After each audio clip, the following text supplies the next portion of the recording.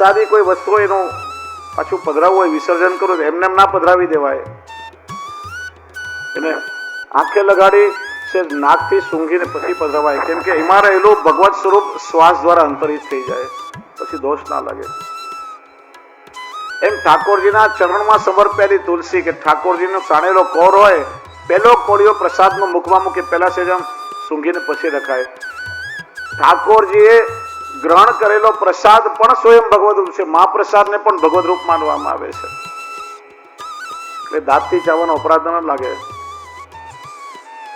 વાસ્તવમાં તો એ તુલસી દલ કે સાણેલો કોર હોય ને એ સીધો ગળી જવો જોઈએ, કારણ કે ઠાકોરજી અંગીકાર કર્યો છે, સ્વયં ભગવત રૂપ છે. એટલે પ્રભુએ અંગીકાર કરેલા વસ્ત્રોને પણ આપણે ત્યાં ભગવત સેવામાં ગાય માન્યા છે. વસ્ત્ર સેવાનો પ્રકાર પણ છે આપણે ત્યાં. 252 વૈષ્ણવની વાર્તામાં પ્રેમજી લોહાણા હાલારવાડ એમની વાર્તા વાંચો.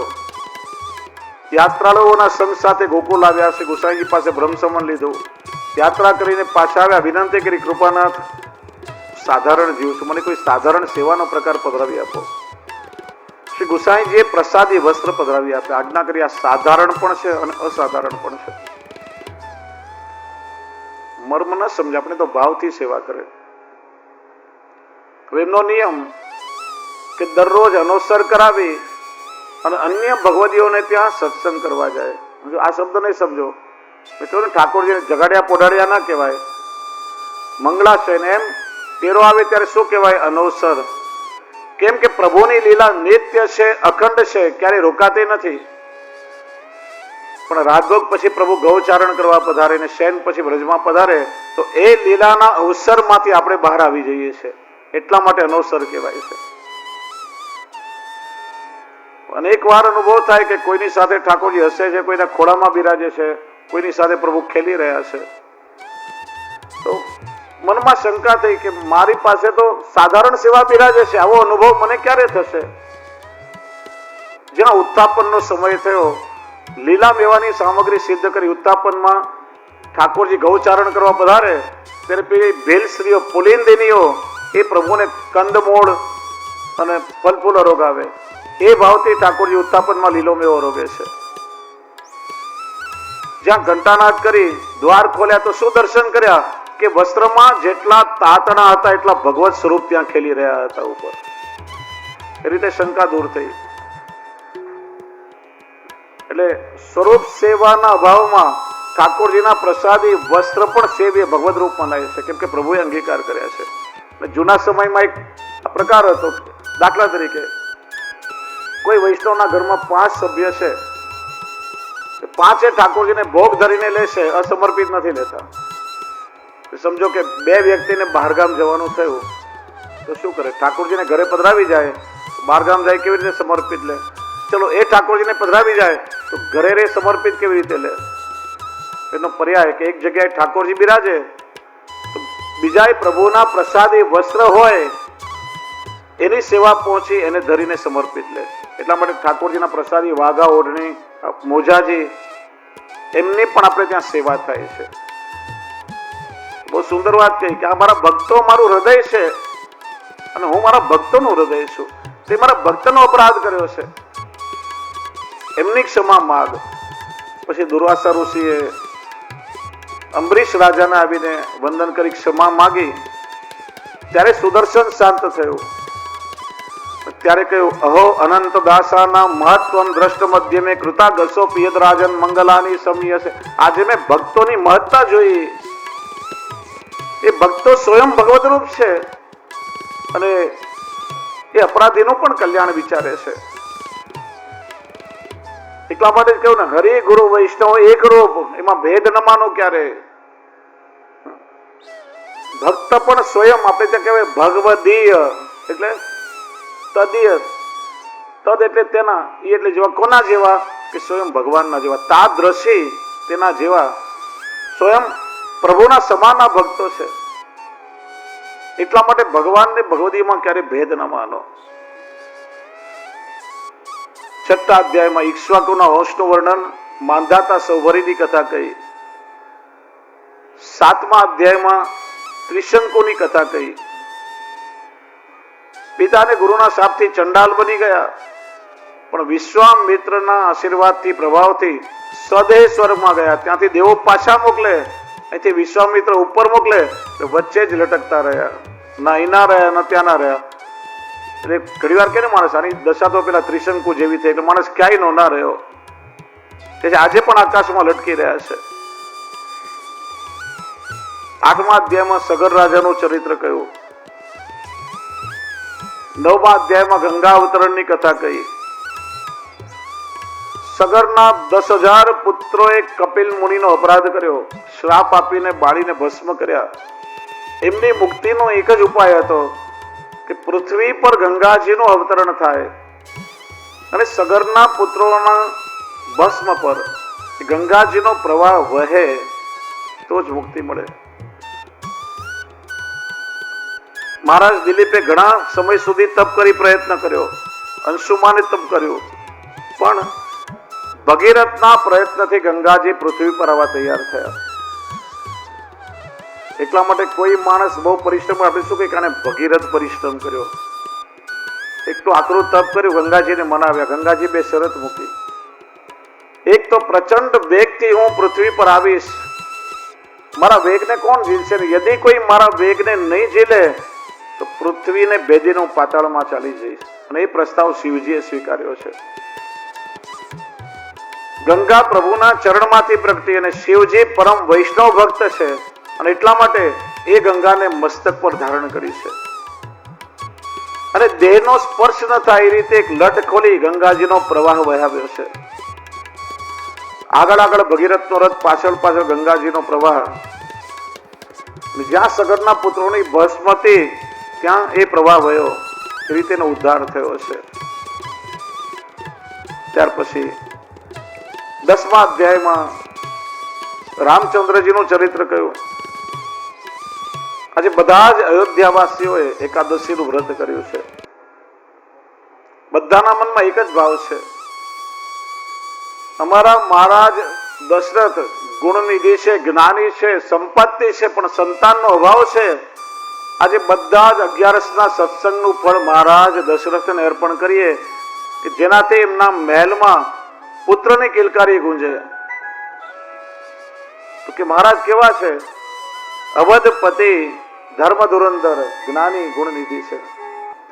આખા વિશ્વમાં જે રમણ કરે, અથવા તો આખું વિશ્વ જેની અંદર રમણ કરે છે રામ. જિગ્નેશભાઈ, રામ નામમાં કેટલા અક્ષર આવે? 3 અક્ષર છે આખા. ર વત્તા અ વત્તા મ ત્યારે રામ થાય. આખા 3 અક્ષર કહેવાય, અડધો નથી. હા, તમે વ્યાકરણમાં જો ને, ર વત્તા અ વત્તા મ એટલે રામ થાય. ર એટલે કર્મનું અગ્નિ બીજ, અ એટલે જ્ઞાનનું સૂર્ય બીજ અને મ એટલે ભક્તિનું ચંદ્ર બીજ. રામ નામ જ્ઞાન, કર્મ અને ભક્તિ ત્રણેય બીજ એમાં રહેલા છે.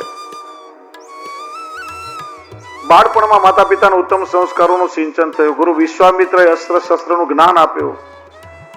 યજ્ઞમાં ઉત્પાત મચાવનાર અનેક અસુરોને માર્યા. સીતાજીનો સ્વયંવર થઈ રહ્યો હતો જનકપુરમાં. શિવજીનું ધનુષ્ય એટલું ભારે કે એક સાથે 300 વીર પુરુષે ધનુષને ઉપાડીને લાવ્યા હતા. ત્યારે ભગવાને રમત રમતમાં ધનુષ ઉપાડી પ્રત્યંચા ચડાવી ધનુષ્યનો ભંગ થયો. સીતાજી સાથે વિવાહ થયા. પાછા અયોધ્યા ફરતી વખતે માર્ગમાં પરશુરામજીના ગર્વને ભગવાને દૂર કર્યો. ત્યાર પછી જે દિવસે એમનો રાજ્યાભિષેક થવાનો હતો એ જ દિવસે માતા કૈકેયીએ વરદાન માંગ્યું અને પિતાએ માતાને આપેલું વચન પૂરું કરવા માટે સ્વેચ્છાએ ભગવાને 14 વર્ષનો વનવાસ સ્વીકાર કર્યો છે. વનવાસ ખાલી રામચંદ્રજી માટે મગાયો છે, સીતાને લક્ષ્મણ માટે નહીં. જે જનક નંદિની સીતાએ ક્યારે ખુલ્લા ચરણથી ધરતી પર પગ નથી મૂકે, વલકલ વસ્ત્ર પહેરી પ્રભુ સાથે વગડે વગડે ભટકવા તૈયાર થયા છે. કેમ કે આજની સીતા નથી. અને ભાઈ અને ભાભીની રક્ષા કરવા માટે પોતે લક્ષ્મણજી, કારણ કે એની પાછળ પણ લીલા છે. પેલા મેઘનાથને વરદાન હતું કે 14 વર્ષ સુધી જે અખંડ જાગ્યો હોય એ જ મને મારી શકે. કે 14 વર્ષ ભાઈ ભાભીની સેવા કરવા માટે લક્ષ્મણજી ઊંઘ્યા નથી, દિવસ રાત ચોકીદારી કરી છે.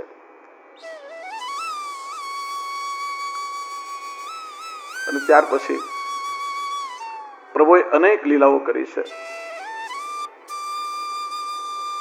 પેલી ગૌતમ ઋષિની પત્ની અહિલ્યા પતિના શાપથી પથ્થરની જડીઓનીમાં જન્મી છે. પ્રભુની પ્રતીક્ષા કરી રહી છે, મારા પ્રભુ ક્યારે પધારશે. જુઓ, રામચંદ્રજી મર્યાદા પુરુષોત્તમ છે. જીવનની દરેક મર્યાદાઓ પ્રભુએ પોતાના લીલા ચરિત્રથી આપણને સમજાવી છે. હું હંમેશા કહું છું કે રામચંદ્રજીનું ચરિત્ર અનુકરણીય છે અને કૃષ્ણનું ચરિત્ર સ્મરણીય છે. જીવનું સામર્થ્ય નથી એનું અનુકરણ કરી શકે. એ પુષ્ટિ પુરુષોત્તમ છે, ના મર્યાદા પુરુષોત્તમ. એ મર્યાદાઓ શીખવી છે આપણને, અને છતાંય પુષ્ટિ કાર્ય ભગવાને કર્યા છે. ભક્તના ઉદ્ધાર માટે, ભક્તની રક્ષા કે ભક્તના આનંદ માટે પોતાની બનાવેલી મર્યાદા પ્રભુ તોડે ત્યારે પુષ્ટિ કાર્ય કહેવાય છે. પ્રભુને એક પત્ની વ્રત છે, બીજી સ્ત્રીનો સ્પર્શ ન થાય. અને આ બ્રાહ્મણ પત્ની છે, બ્રાહ્મણને વંદન કરાય, બ્રાહ્મણને પગ ન લગાડાય, ને છતાંય એ મર્યાદા તોડી ને પ્રભુએ ચરણનો સ્પર્શ કરાવી અહિલ્યાનો ઉદ્ધાર કર્યો છે. બીજું પુષ્ટિ કાર્ય શબરી ભીલ જાતિની છે, પ્રભુની પ્રતીક્ષા કરી રહી છે. એક દિવસ મારા રામ ચોક્કસ મારા ઘરે પધારશે ને પ્રતીક્ષા કરતી કરતી વૃદ્ધ થઈ ગઈ છે. એને વિશ્વાસ છે, દ્રઢતા છે કે મારા પ્રભુ ચોક્કસ પધારશે, અને અચાનક પધારશે તો પ્રભુને હું શું ઓળગાવીશ. આસપાસમાં બોર સિવાય બીજું કઈ નથી કે બોર છૂટીને રાખે. એકાદ કોઈ કડવું હશે તો મારા પ્રભુને કેટલો પરિશ્રમ થશે, અને ચાખીને એ પ્રભુના બોર રાખે છે. એને વિશ્વાસ છે કે મેરી ઝોપડી में एक दिन राम जरूर आएंगे. પ્રભુ અવશ્ય કૃપા કરે. અચાનક પ્રભુ પધાર્યા અને એ એઠા બોર ઠાકોરજીને રોગાવ્યા છે. પ્રભુ ક્ષત્રિકુલમાં પ્રગટ થયા, કોઈનો એઠું ના ખાય, છતાંય એ મર્યાદા તોડીને પ્રભુએ કૃપા કરી છે. પુષ્ટિ કાર્ય થયું. ત્યાર પછી આખો પ્રસંગ આપ જાણો છો, વિસ્તાર નહીં કરું. રાવણે સીતાજીના રૂપ ગુણ સૌંદર્ય વિશે સાંભળ્યું હતું. બુદ્ધિ કલુષિત થઈ વાસનાના કારણે મારીચને મોકલાવ્યો, સુવર્ણ મૃગનું રૂપ લઈને આવ્યો. સીતાજીએ હઠાગ્રહ કર્યો, ભગવાન એની પાછળ ગયા. ત્યારે માયાવી અવાજ ભગવાનનો કાઢ્યો. સીતાજીને લાગ્યું કે પતિને કોઈ કષ્ટ છે, તો રાવણને કહ્યું, ભાઈને કષ્ટ છે, લક્ષ્મણને કહ્યું, ક્ષમા કરજો, કે ભાઈને કષ્ટ છે, જલ્દી જાઓ. લક્ષ્મણજીને વિશ્વાસ છે કે મોટા ભાઈને કઈ ન થાય. સીતાજી હઠાગ્રહ કર્યો, ત્યારે લક્ષ્મણ રેખા બનાવીને લક્ષ્મણજી ગયા, અને સંન્યાસીનું રૂપ લઈ રાવણ આવ્યો. અને સીતાજીએ લક્ષ્મણ રેખા ઓળંગી અને રાવણ હરણ કરીને લઈ ગયો. જગત આખાને બોધ આપ્યો કે સ્ત્રીઓએ હંમેશા મર્યાદામાં રહેવું જોઈએ. જે મર્યાદાનું ઉલ્લંઘન કરે એના જીવનમાં કષ્ટ આવે. પછી સીતાજીને શોધવા માટે વગડે પ્રભુ ભટકવા લાગ્યા. સામાન્ય માનવીની જેમ લીલા કરવા લાગ્યા. જટાયુનો અગ્નિ સંસ્કાર કર્યો. પિતા મહારાજ દશરથના અંતિમ સમયમાં મુખમાં જલ આપવા નથી રહી શક્યા, અને જટાયુને અગ્નિ સંસ્કાર કરી ગતિ આપી છે. ત્યાર પછી સુગ્રીવ સાથે મિત્રતા થઈ, સેતુબંધ બાંધ્યો, સમુદ્ર પર કૃપા કરી. આ પુષ્ટિ કાર્ય થયું. સમુદ્રનું ઉલ્લંઘન ન થાય. ત્યાં પ્રભુએ પોતાના નામનું સામર્થ્ય પ્રગટ કર્યું કે પથ્થર પર પ્રભુનું નામ લખ્યું તો એ પથ્થર પણ તરી ગયા. તો ભગવાનનું નામ લઈને આપણા જેવા પથરા કેમ ના તરી શકે? ત્યાં નામનું સામર્થ્ય પ્રગટ કર્યું છે. સમુદ્ર પર કૃપા કરી. વિભીષણ પ્રભુના શરણમાં આવ્યા. રાજધર્મની મર્યાદા છે. શત્રુના વ્યક્તિ પર ક્યારેય વિશ્વાસ ન મુકાય. પ્રભુ તો કૃપાના સાગર છે. વિભીષણને આશ્રય આપ્યો છે. ત્યાર પછી કુંભકર્ણનો ઉદ્ધાર કર્યો, મેઘનાદનો ઉદ્ધાર કર્યો. રાવણ દિવ્ય રથમાં સવાર થઈને આવ્યો, અને ત્યારે ઇન્દ્રનો સારથી માતલી એ પણ દિવ્ય રથ લઈને આવ્યો. ભગવાન એમાં આરૂઢ થયા. એક સાથે 10 બાણોનું અનુસંધાન કરી રાવણની નાભીમાંથી અમૃતનું શોષણ કર્યું, અને પછી રાવણનો ઠાકોરજી ઉદ્ધાર કર્યો છે. બોલીએ રામચંદ્ર ભગવાન કી જય. પછી પાછા ફરતી વખતે પુષ્પક વિમાનમાં રામચંદ્રજી, સીતાજી, લક્ષ્મણજી, સુગ્રીવ અને હનુમાનજી સાથે હતા. માર્ગમાં ખબર પડી કે ભાઈના વિરહમાં નાનો ભાઈ ભરત જટાજૂટ વધી ગયા છે. વલકલ વસ્ત્ર પહેરે છે, ખાલી ગૌમૂત્રમાં રાંધેલી જવની રાબ લે છે. પ્રભુના નેત્રમાંથી હર્ષના અશ્રુ નીકળ્યા. સિંહાસન પર પાદુકા પધરાવી છે. પ્રભુ પધાર્યા. ભરતજી સાથે મિલાપ થયો. બંને ભાઈ ખૂબ મન ભરીને બેઠ્યા. પ્રભુ રાજગાદી પર બિરાજ્યા. રામ રાજ્યનું વર્ણન કર્યું. સબ નર કરો પરસ્પર પ્રીતિ, બધા જ પ્રજાજનો એકબીજાથી સ્નેહ કરી રહ્યા છે. દૈહિક દૈવિક ભૌતિક તાપા રામ રાજ્ય નર કભુ ન વ્યાપા. ત્રણેય પ્રકારની આધિ વ્યાધિ ઉપાધિથી પ્રજા મુક્ત હતી, સર્વ પ્રકારે આનંદ હતો. આજે પણ જ્યારે જ્યારે ઇલેક્શન આવે બધા રામ રાજ્યની કલ્પના કરે કે આપણા દેશમાં રામ રાજ્ય આવશે. ઘણા વર્ષો સુધી આપણે રાવણ કૃષ્ણને પૂતનાના રાજ્યમાં જીવ્યા, પણ ઠાકોરજીની કૃપાથી લાગી રહ્યું છે કે હવે પાછું રામ રાજ્ય આવી રહ્યું છે. પાછો સનાતન ધર્મનો ધ્વજ આપણા દેશમાં ધીરે ધીરે હવે ફરકી રહ્યો છે. ઠાકોરજી એવી કૃપા કરે કે આ સનાતન નો વિજય ધ્વજ સમગ્ર ભારત વર્ષ નહીં આખા વિશ્વમાં ફરકે. એ રીતે પ્રભુએ લીલા ચરિત્ર કર્યું. 9મા સ્કંદને વંદન કરીએ અને જેની પ્રતીક્ષા કરી રહ્યા છીએ 10મા સ્કંદ તરફ હવે આપણે જઈએ. મને લાગે છે ઠાકોરજીને થોડું વહેલા પ્રગટ થવું છે. આજે પ્રભુના જ હાથમાં છે, આપણા કોઈના હાથમાં નથી. 10મો સ્કંદ એટલે નિરોધ લીલા. ઠાકોરજીનું હૃદય કુલ 90 અધ્યાયમાં છે. 5 પ્રકરણ, જન્મ, તામસ, રાજસ, સાત્વિક અને ગુણ પ્રકરણ. સીધા પ્રભુના હૃદયમાં પ્રવેશ કરીએ. નિરોધ શબ્દનો અર્થ શ્રી મહાપ્રભુજી સમજાવે છે પ્રપંચ વિસ્મૃતિ પૂર્વિકા ભગવદ આસક્તિથી નિરોધ.